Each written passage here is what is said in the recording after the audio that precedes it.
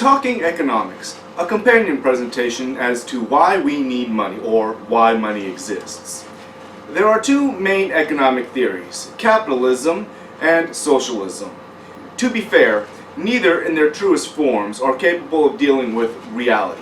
They both only work in a vacuum and have their own problems, and it's only in a combination that these two are effective in real life. What works is always somewhere on that spectrum, and how close to the extremes you can be depends on the needs of the times and the people involved.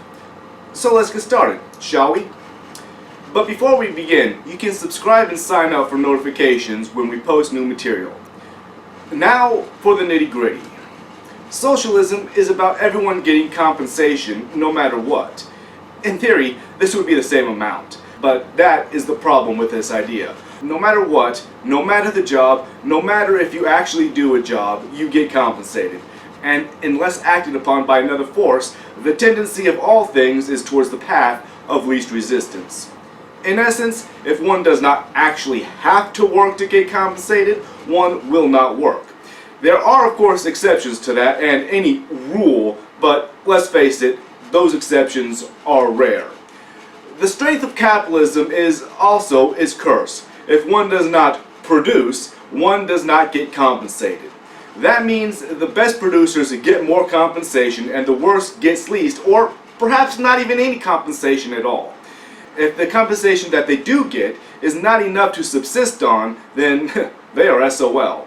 Even if their lack of contribution was just a phase they were going through, or a lag, if you will, that profits rule all and they probably wouldn't get a second chance. Now, free trade is an international trade left to its own natural course without tariffs, quotas, or other restrictions. This does not mean that there is no competition. On the contrary, it means that there is competition and you have to work smarter or harder to survive. It means that there is no regulation. Businesses must still compete for their customers' money. If there is no competition, then in this case, it does not matter whose product is a better deal, you must buy what you are told. Competition is on the same spectrum as cooperation. In fact, it is the opposite end of that spectrum. It arises when at least two parties strive for a goal which cannot, for whatever reason, be shared between them. Competition occurs naturally between living organisms where they coexist in the same environment. Let's face it, neither capitalism nor socialism is superior to one another.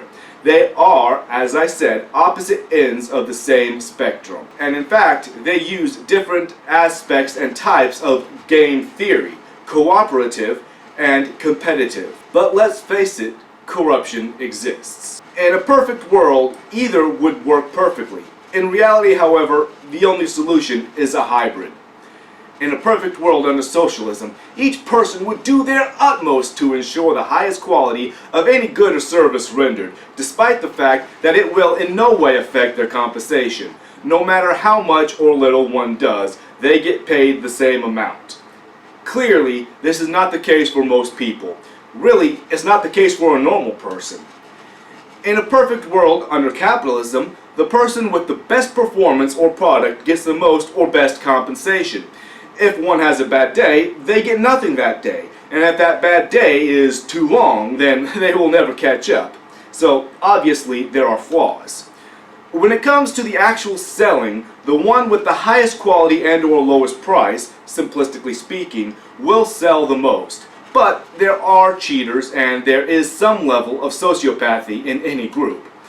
Another problem in reality, capitalism assumes everyone will make the most logical and unbiased decisions possible. Clearly, that is not the case. We know that not everyone makes the best decision even on their own, let alone when faced with true sociopaths who do not have the ability to empathize or care about the needs of others, even if they understand them. A good salesperson, regardless of the level of sociopathy, will be able to sell comparatively lower quality goods for higher prices to people who may otherwise make better, more informed decisions. And this may or may not be in the buyer's best interest. But so long as the salesperson meets their quotas and they get their commissions, they maximize their profits. Also, the concept of free market implies competition. This means that there are winners and losers. Oh, but you may say, some philosophers in economics talk about there being win-win situations even in free markets.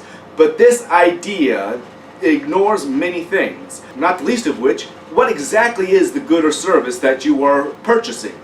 And do I really need it? And if there is more than one person providing the good or service, is either one better? Not to mention, do I even need this good or service? And why am I buying it?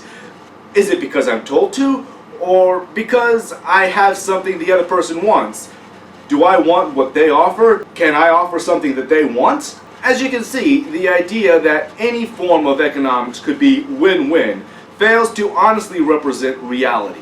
There are 1. Multiple suppliers, 2. Multiple sellers, 3. Multiple buyers, 4. Multiple products, 5. Multiple variations upon products, 6. Differing levels of quality, 7. Different prices, 8. Different needs, 9. Different desires, 10. Bias, and finally 11. Only a certain finite level of means that one has to make last or employ judiciously to maximize personal benefits. Capitalism is free market, and that only means that there is no government intervention. Even without the true sociopaths who may try to convince someone to purchase something that they may not even need just so that the salesperson can maximize their profits. And even assuming that there are no true sociopaths in the groups, there will be those that consistently do better than others and those that consistently underperform. And those of us that are not true sociopaths have compassion. We naturally want to help. It's human. And because we have empathy, we do want to help the less fortunate. And if we want to help, we provide them resources that they may not have earned.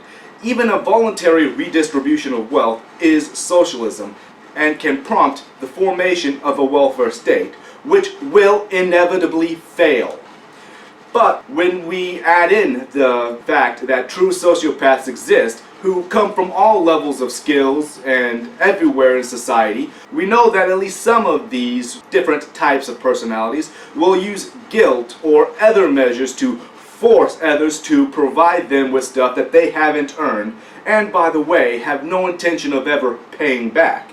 This can of course be looked upon as appeasement, and if World War I and World War II are any indication, this is never a good thing. And the true sociopaths at the highest functional end of the spectrum don't want competition. They will use power and the momentum from their previous successes to push others out of the picture.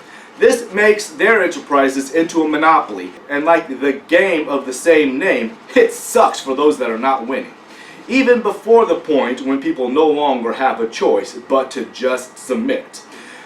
Not to mention the ones at the lowest ends of this spectrum that, while they may look dejected and simply down on their luck, may simply be using your empathy and your sympathy against you.